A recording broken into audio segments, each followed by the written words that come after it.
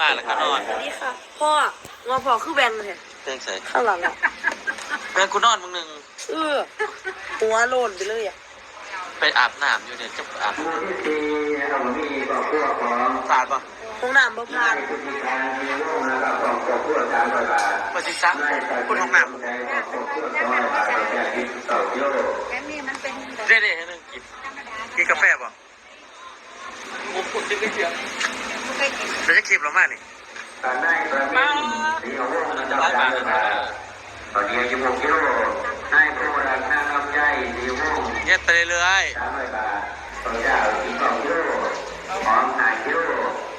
นั่งตรงกองยุทธพันธ์นะครับ300 บาทตอนนี้เย็นยูนายว่าจะดี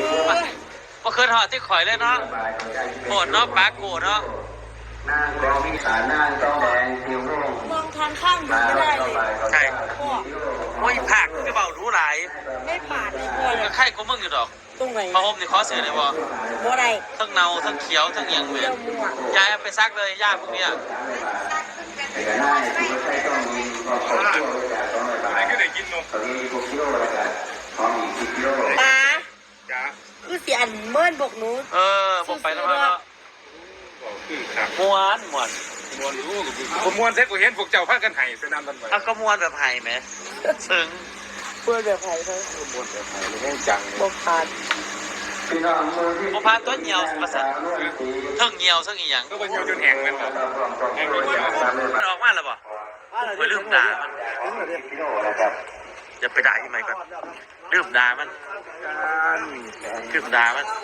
สวัสดีครับผม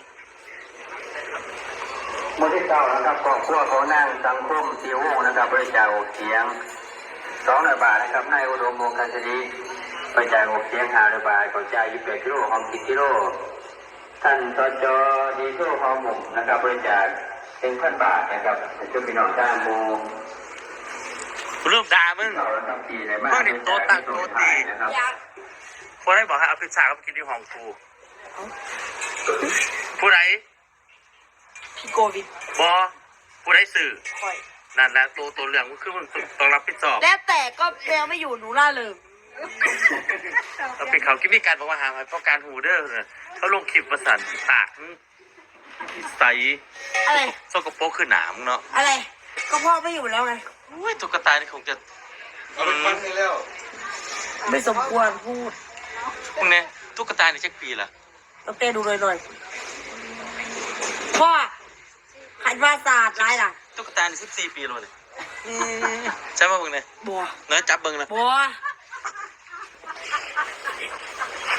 กัดพ่อเด้ ก็เบิ้งนะตุ๊กตา เอา